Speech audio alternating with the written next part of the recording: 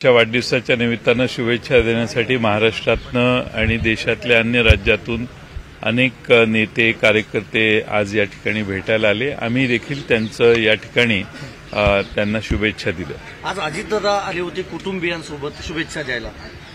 मी नव्हतो त्यावेळी, त्यामुळे मला माहित नाही की कधी आले आणि काय. कुटुंबियांसोबत बैठक झाली सगळ्या खासदारांची. सुनील तटकरे, प्रफुल्ल पटेल आणि छगन भुजबळ हे देखील साहेब आले होते शुभेच्छा द्यायला. मला माहित नाही, मला कळलं ते येऊन गेलेच कळलं, पण मी त्यावेळी नव्हतो, मी उशीर आलो. आज कौटुंबिक भेट होती की तुम्हाला वाटतं की राजकीय काही भेट असेल? वाढदिवस आहे, कौटुंबिकच असणार ना. आज तुम्ही सगळ्या खासदारांची बैठक घेतली. 4 आणि 5 तारखेला तुमची एक महत्वपूर्ण बैठक मुंबईमध्ये होती, त्याबद्दल सांगा. नाही, महाराष्ट्रातल्या विद्यार्थी, राष्ट्रवादी शरदचंद्र पवार पक्षाचे युवक, महिला यांना वेगळ्या राज्यस्तराच्या ज्या कार्यकारिण्या आहेत त्यांना भेटणं आणि 5 तारखेला महाराष्ट्र राज्याची राष्ट्रवादी काँग्रेसचे कार्यकारिणी, महाराष्ट्राची प्रदेशची आणि जिल्हा अध्यक्ष आणि तालुका अध्यक्ष यांना निमंत्रित करून आम्ही सगळ्यांचं ऐकून घेणार आहोत. स्थानिक स्वराज्य संस्थांची ही तयारी म्हणायची राष्ट्रवादी काँग्रेसकडून. त्या चर्चेतनं कदाचित त्याच विषयाला प्राधान्य मिळू शकतं, पण कार्यकर्ते काय भूमिका मांडतायत त्यावरती अवलंबून आहे. तुम्ही एका पक्षाचे प्रदेशाध्यक्ष आहात. एक देश एक निवडणूक कॅबिनेटनं त्याला मंजुरी दिलेली आहे, तुमची प्रतिक्रिया त्यावर? एक देश एक निवडणूक या घोषणा या अनेक दिवस चालू आहेत. महाराष्ट्रात आणि देशात जे लोकसभेच्या निवडणुका झाल्या त्यात देशातल्या यंत्रणेनं जाहीर केलं की आम्हाला 7 टप्प्यामध्ये निवडणुका घेणं आवश्यक आहे. त्यामुळे 7 टप्प्यात त्यांनी निवडणुका घेतल्या. महाराष्ट्रात मात्र एकाच दिवशी सर्व निवडणुका घेतल्या. त्यामुळे देशात एक देश एक निवडणूक ही कितपत निवडणूक आयोग आणि देशातली यंत्रणा हे पूर्ण करू शकेल याच्याबद्दल शंका आहे. त्यासाठी जे निर्णय घेणारे आहेत ते त्याची काळजी घेतील अशी अपेक्षा आहे. निकाल लागून इतके दिवस झाले आहेत, अजून मंत्रिमंडळ अस्तित्वात नाही. मुख्यमंत्री पक्षाचे प्रमुख अजूनही बिनखात्याचे मंत्री म्हणून 2 उपमुख्यमंत्र्यांकडे अजूनही खाती नाही आहेत. अधिवेशन सुरू होत आहे. ते त्यांना मेजॉरिटी मिळालेली आहे. त्यांच्यात खाते वाटप आणि जागा वाटप म्हणजे कुणाला किती मंत्री द्यायचे याचे निर्णय घ्यायला वेळ लागतोय. त्यांना इतका वेळ लागण्याची आवश्यकता नाही, कारण निकाल लागून बरेच दिवस झाले. अजूनही वेळ लागतोय.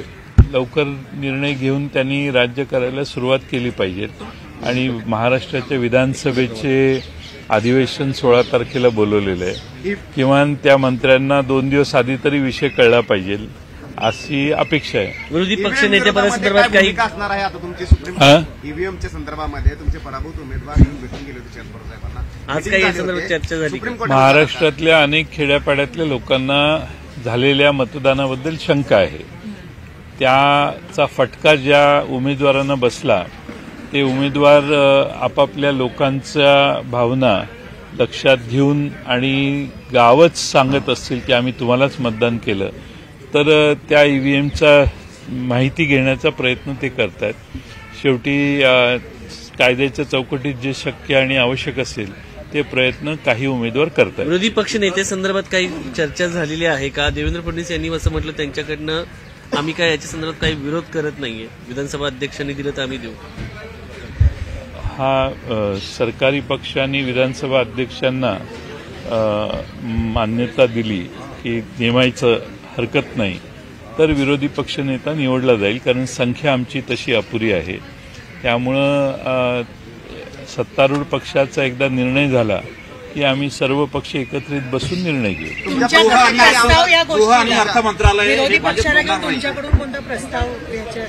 अजून नाही. मी आणि नाना पटोलेंनी थोडी बहुत चर्चा केली आहे. काँग्रेस शिवसेनेशी चर्चा राहिलेली आहे, ती आम्ही पुढच्या काळात करू.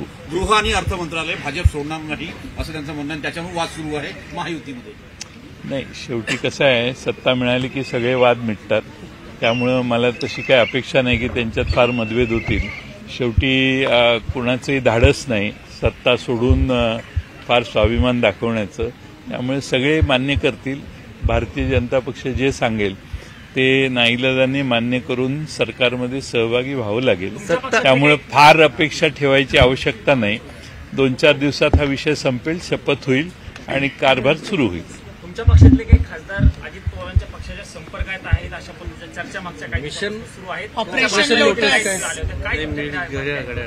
लोटस राज्यात ऑपरेशन वॉच सुरू आहे. एवढा महाराष्ट्रात बहुमत मिळाल्यानंतरही जर कुणाची भूक संपली नसेल तर ते काही करू शकतात. आतापर्यंत देशाच्या सुप्रीम कोर्टात देखील आम्ही जी बाजू मांडतोय ती ऐकली गेलेली नाही, न्याय मिळालेला नाही. मागची सगळी टर्म संपली तरी सुप्रीम कोर्टाने निकाल दिलेला नाही. त्यामुळं ते काही करण्याचं धाडस त्यांच्यात आहे. आता प्रश्न राहिला आमच्या आमदार आणि खासदारांचा. ते पूर्ण ताकदीने एकसंघ आहेत आणि मला खात्री आहे की आमचे 10च्या 10 आमदार, 8च्या 8 खासदार हे पवारसाहेबांच्या मागे एकसंघपणाने उभे आहेत. मराठवाडा असंतोष पाहायला मिळतोय. परभणीमधील घटना असो, बीडमधील घटना असतो, कायदा सुव्यवस्था, जातीय तेढ यांनी धुमसतोय मराठवाडा. या संदर्भात काही चर्चा झाली का सामाजिक तणाव कमी करण्यासंदर्भात? आमचे जे मराठवाड्यातलं जे सध्याचं जे चित्र आहे ते अतिशय गंभीर आहे आणि हे चित्र दुरुस्त झालं पाहिजे आणि सामाजिकदृष्ट्या मराठवाडा पूर्णपणाने शांत करण्याच्या दृष्टीने प्रयत्न झाले पाहिजेत असं मला वाटतं. Thank you so much sir.